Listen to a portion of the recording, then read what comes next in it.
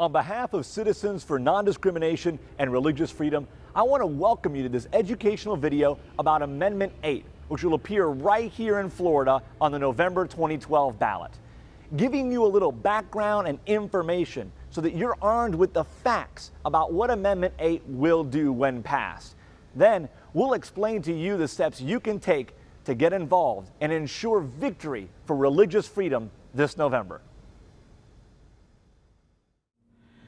Throughout our country's history, federal, state, and local governments have partnered with nonprofit groups, including religious organizations, to provide essential community, educational, and social services to those in need.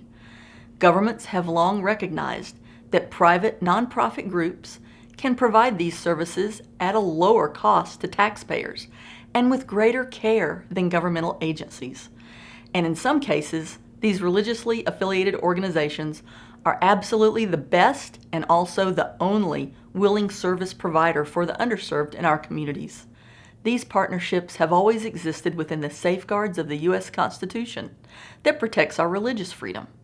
However, recent lawsuits are using an outdated provision in Florida's Constitution to try and shut the door to disrupt these time-honored and highly valuable public-private partnerships that benefit Florida citizens. We want to open that door once again and end the discrimination against religious organizations, ensuring their rightful and equal place in the public square. The Florida Constitution currently prohibits state and local governments from providing support for religious organizations. Interpreted literally, this no aid clause shuts out many in a long list of partnerships between Florida government and faith-based providers. The targeted list is long and diverse: food pantries for low-income families, housing assistance programs, foster care agencies, substance abuse, treatment and recovery programs, prenatal and pregnancy care centers, prison ministries, as well as religiously affiliated universities and hospitals. You might know them by names like the Salvation Army, Habitat for Humanity, Metropolitan Ministries, and A. Brown Ministries, just to name a few. Ironically, it was religious communities and churches that were responsible for the creation of hospitals and for much of the development of the healthcare system in our country. Yet today, the Florida Constitution would tell them it doesn't want their help, because people of faith would deliver that help. We want Floridians to say yes on Amendment 8 because we want to right this wrong.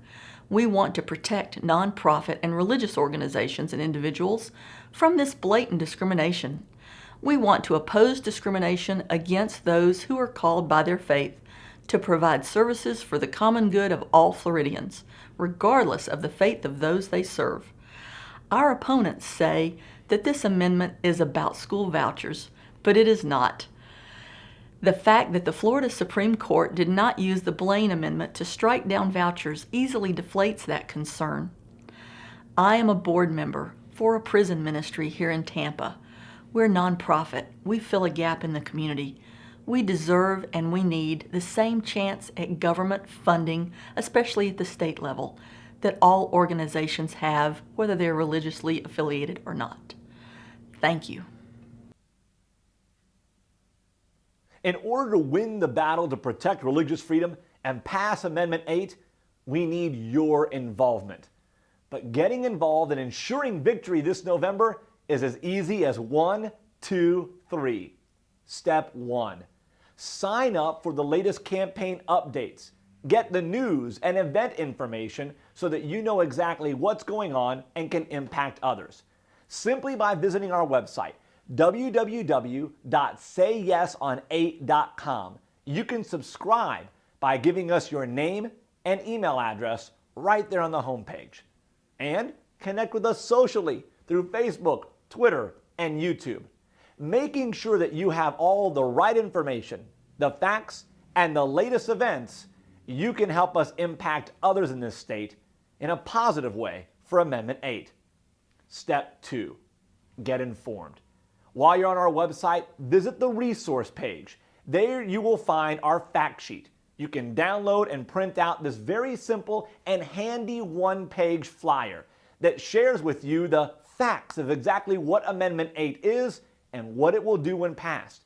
You'll also see the ballot summary wording that voters will see when they enter the booth this November. Sharing this information is important. Impacting your friends, co-workers, and church family members allows us to make sure that the campaign of truth is victorious over a campaign of misinformation that will be waged by our opponents. Also on the resource page, you'll find more detailed information on why Amendment 8 is so important and the example it sets for the rest of the country. And third, financially contribute to this effort. The funds that you give allow this campaign to be able to make phone calls, air TV and radio ads, and continue to provide resources like this video, the fact sheet, and others. Every dollar that you give is put into the effort to pass Amendment 8 and defend religious freedom. Whether it's $5, $25, $250, $2,500, it doesn't matter the amount. Giving is simple and easy. You can choose to give online on our website, sayyeson8.com, or you can send a contribution in the mail.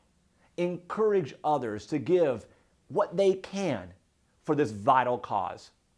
Together, we can make sure to inform, educate, and invest in Amendment 8.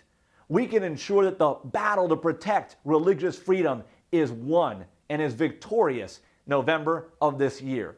It just takes your involvement. 3 simple steps, and we can be victorious. Will you take those steps? Will you join us? I hope you will.